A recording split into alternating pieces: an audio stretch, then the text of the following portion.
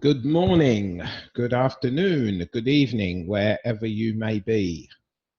Welcome to EnglishEverest.com, IELTS Writing Task 2 Lessons.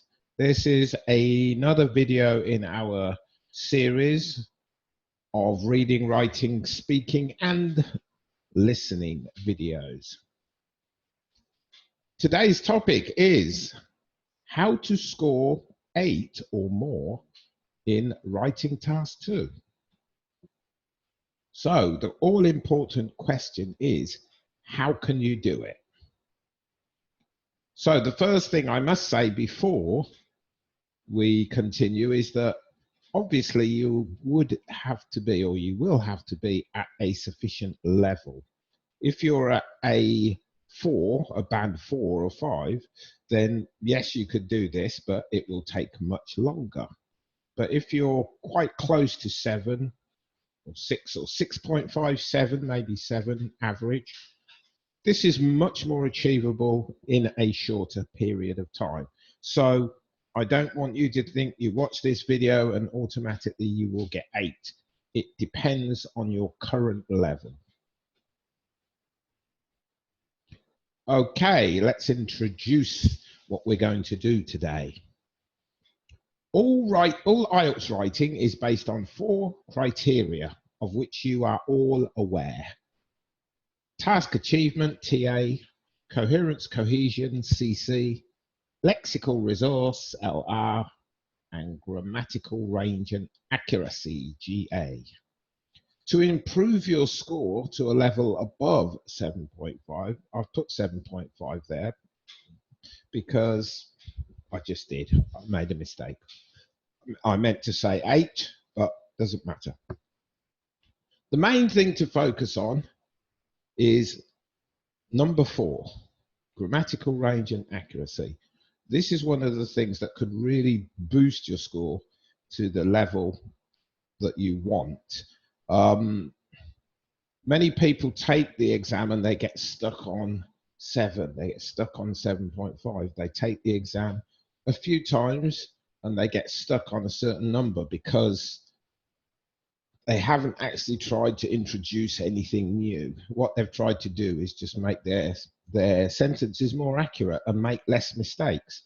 Obviously, that does help, but you need more to get you up further.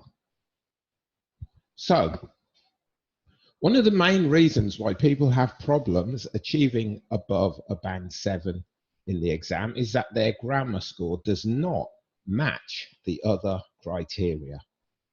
Often, task achievement is good, 8, lexical resource, vocabulary to you and I, and coherence and cohesion are scored well. For example, they could be in the 8, but due to the lack of variety in the grammar, the overall score cannot be achieved.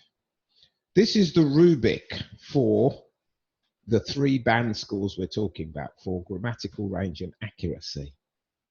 As you can see, with 7, it says uses a variety of complex structures, produces frequent error-free, but we're not looking at error-free here. This is what we're looking at. Uses a variety of complex sentences. You will get a 7. But if you use a wide range of structures, you will get 8. If you use a wide range of structures with full flexibility, it means using them in different ways. So you've got a wide range, but you're also using them in different ways. And then obviously accuracy. When you get to this level, you will be making very few errors. So these 2 are just part of this, but I'm really focusing on the grammar side.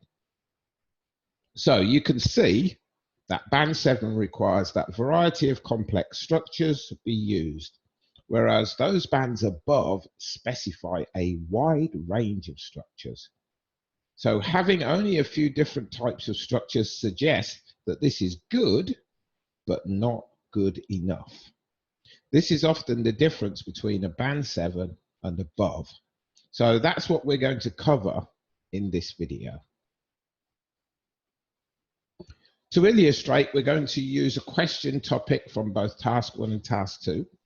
They've been chosen at random and can be applied to any essay. Task 1 is the pie charts here, the percentage spending of UK people between 1971 and 2000, and then we have a task 2. Some people think that government should take care of old people, others oppose this view. Discuss both views, give your opinion. I've just chosen these two things at random. Obviously, for task 1, you need to see the graph.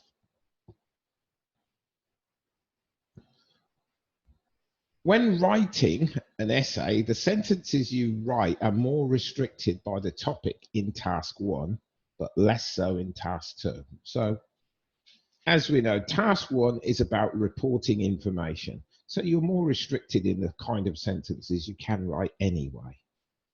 But in task 2, you're asked a question, so you have more variety, but you'll see this later. In task 1, for example, if you're writing about a process, then there will be mainly passive sentences, whereas if you're writing about changes over time, there'll be more past simple, adjective, noun, verb, adverb. There was a dramatic increase or increased dramatically. Those are the kind of sentences you'll be making more than any others in that type of essay. So task 1 is very governed by the essay type that you get. So it doesn't give you the ability to create any kind of sentence. So this means you have to include a wider range of sentences in other parts of your task 1.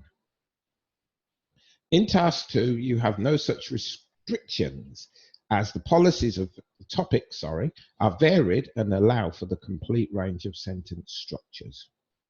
We're now going to look at all the sentence structures you should try to include in your essay to achieve a range of 8 or above. Okay, here are 5 different types of sentences. I've color-coded them. Simple, compound, complex, passive, conditional. There are others that incorporate other things, such as modals, for example, present continuous, modal verbs. They will all be incorporated into these kind of sentences. So we're not going to give you, I'm not going to bombard you with hundreds and hundreds of types of sentences. All the other components will be or can feature in these range of sentence types. So, simple sentences. There'll be a lot of simple sentences in most essays. Compound sentences used with conjunctions. There are other methods, commas, semicolons and that, but I'm not going to delve into that because this video is not meant to be too in-depth. Complex sentences have different rules, which you will see. Passive, reverse of subject and object, and conditionals, which create different scenarios which depend on each other. So these 5 types of sentences will go a long way to getting you an 8 if they're all included. So let's look at some. Simple sentences along the subject, verb, object. And again, we're not focusing on the semantics of the structure. I'm just giving you a basic overall. People spent more on entertainment. Task 1. Food and cars accounted for the highest percentages. Task 1. Eating out was a minor expense. Task 1. They're very simple sentences. So you will be writing them in your essay, especially more so in task 1. They only have one clause because if you join clauses together, they become a complex sentence. 2 clauses become a compound or complex sentences. So these only have one clause. They're the most commonly used sentences in most essays. Most test takers are around the average of maybe 5, between 5 and 6.5. I would say the majority of people who take the exam are. So a lot of these people write simple sentences because they want to answer the question in the best way that they can. Their level is not up to a 7 or 8, so they can't produce the sentences because they don't have that level of English. So most of the sentences that you would see, that we see, are simple sentences. Nothing wrong with them. If they get the job done, you will still get a decent score, but obviously your score will always be limited. Okay, as it says here, this is best done in simple sentences for many of whom English is not their first language. Most people who take the IELTS, English is not their first language, so to make simple sentences is the best they can do because they want to convey, they want to answer the question and answer it correctly. So rather than attempt other things that they don't have the ability to do, they just stick with simple sentences, which is fine, but not for us in this. Okay, so we can also do compound sentences. Now, what I've used here is the acronym FANBOYS. We're going to use conjunctions. This is where we join two clauses together. A clause is a subject and a verb. So we've got fanboys, and I've given you the words here, for and nor, but, or, yet, so. It spells fanboys. You should know that already. If you don't, then something new for you. So here are some sentences. I'll just give you a few because I don't want to make the video too long. Old people should take care of themselves, for the government has other issues. For here can also mean because the government has other issues. But the government has, subject verb. Old people should take care, subject verb. That's a modal, so we have to include the verb. People spent the most on cars and food. And this covered both periods. I know I've got and here, but you can do that because these two are together as one group. And then we're saying this as another clause. This thing covered both periods. So have a look at some of these, read them, look at how the conjunctions are put in. I'll give you, there will be a link for you to practice some of these sentences in the description. Then we have the biggest thing, which is discourse markers. These are used for linking sentence elements together. You have probably seen these before, so I'm not going to go into too much detail about them. Here are some of them. There are more, so don't think that this is all of them. And there will be a link to a chart. Try to create complex sentences. To create complex sentences, you should employ some of the words above. Try to use at least 5 to 7 to create a wider range of sentences. So use these things within your sentences. And now we're going to look at some examples. Although, because, so that, once, until, rather than, as, even if, whenever. I've just picked a few at random. Although old people need to be taken care of, they shouldn't be a burden on society. So clause, we're effectively using this to link the two together. When people get older, they should make provisions for their care so that they do not have to rely on the government. So we're using these to make our sentences complex. Have a look at the others. Another note here is many of these can be changed by reversing the clauses. So if you want to say something again, but not exactly the same, but you want to portray the same meaning, switch the clauses round. So here, this one I've marked with an asterisk. Because the government has a responsibility to all of its citizens, it should not see old people as a priority. Okay, so we begin with because. But we also can change it. The government should not see old people as a priority, because it has a responsibility to all of its citizens. So this is exactly the same sentence, but I've just swapped the grammar around a little bit. Practice doing these things. The next thing is passive. Again, passive can be used throughout any task 2 essay. Doesn't really matter what the topic is, because there will be some way you can use passive. So some example sentences: more TVs were purchased than radios in 2004. Past passive: were purchased.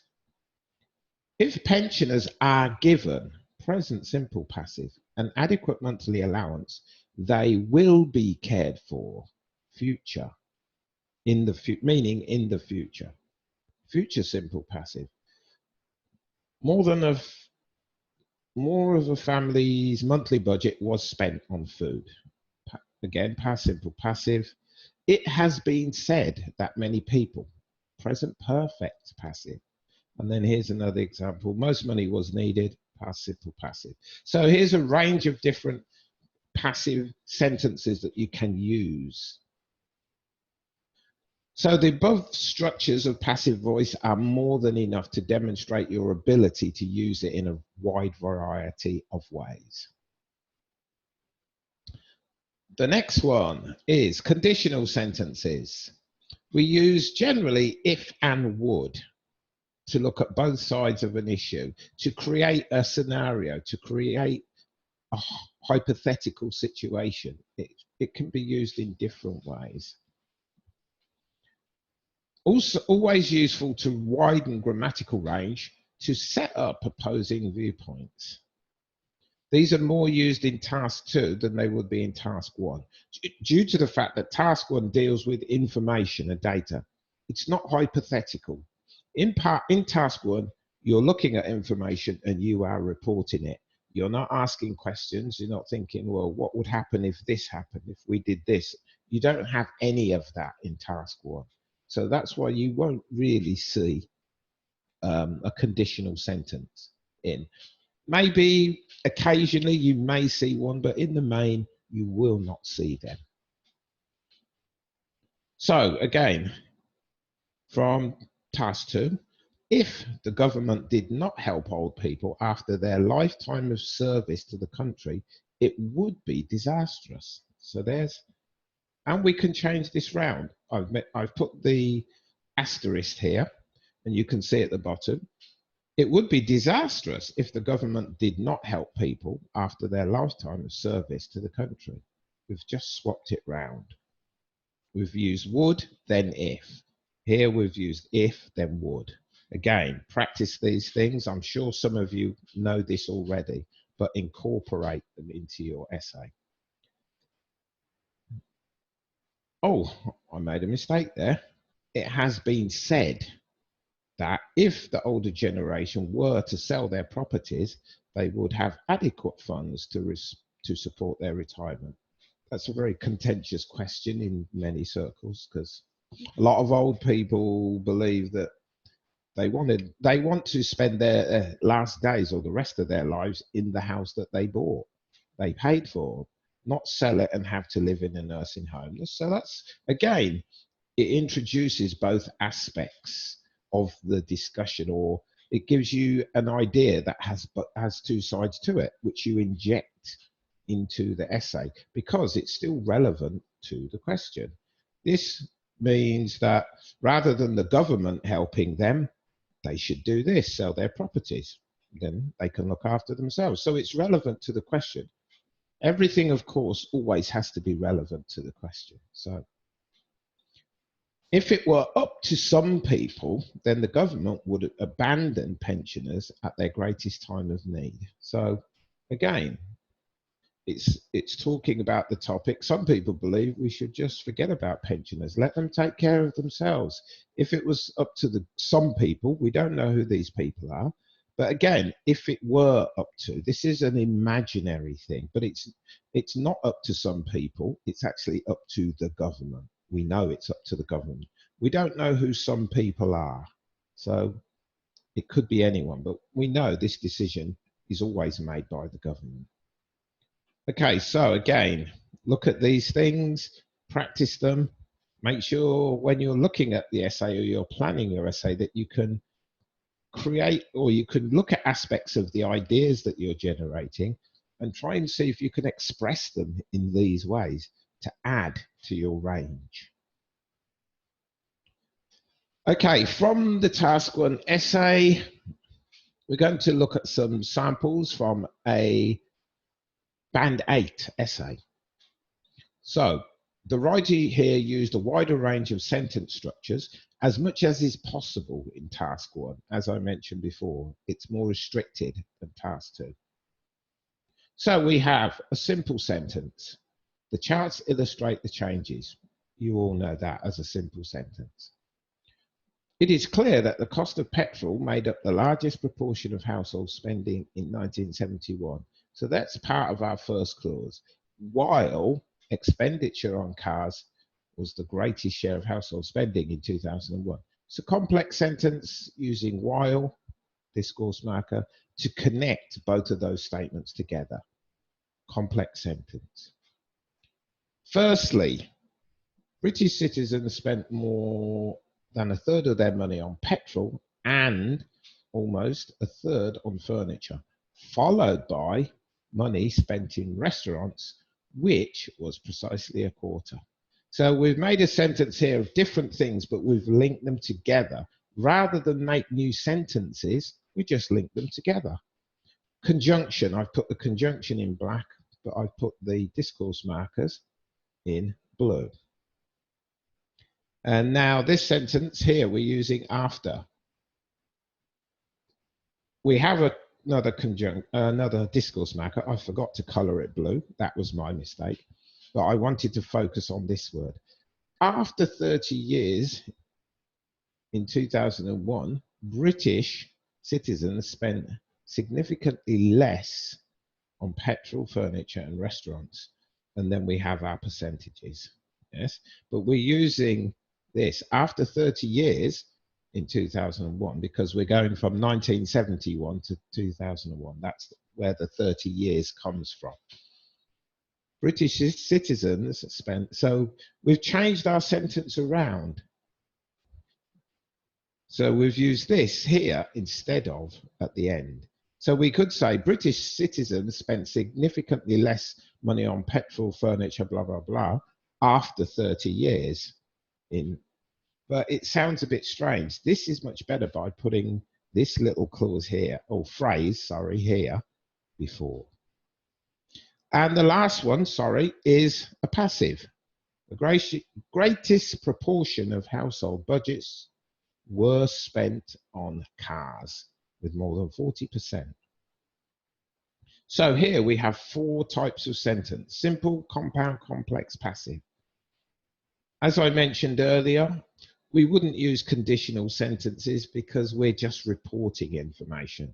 We're not speculating and we're not using hypothetical scenarios. Here we just take the information and present it, nothing else. For task 2, we can use a range of structures. We can use different examples, as you can see. We have a conditional sentence here. If people were to, then we have compound sentence. The elderly have to save for retirement and not depend on the state when the time comes. Simple compound sentence. Complex sentence with a discourse marker. Since saving-oriented people are not dependent on the state for their living expenses, this may instill a sense of self-respect and pride in them. Complex sentence. The early signs of this have been seen in many countries that were forced to raise the retirement ages. Have been seen, that were forced, passive. That's past passive, that's the main one. That's present perfect passive. So we're seeing 2 examples. Putting money aside has some personal benefits. That's just a straightforward, simple sentence. So all of these structures should be used in your essay. They'll push your grammatical range up much further and satisfy the criteria mentioned earlier. You still have to ensure that the other aspects are satisfied as well. So for this video, I'm not going to put the usual ending screen on there because lots of the videos have. I just thought I'd make a change today. So please visit us at englisheverest.com. If you like the video, please subscribe, hit the notification button, like it, comment it on it. If you think there's something that maybe you disagree with or you would like explaining to you, you're not quite sure what it means, make a comment. We reply to the comments. That's why we make the videos, to help people. So if you have a comment or there's something you're not sure about or you think it's not quite right, we can explain it to you, or if it's wrong and we haven't noticed it, we put it right. So anything is welcome.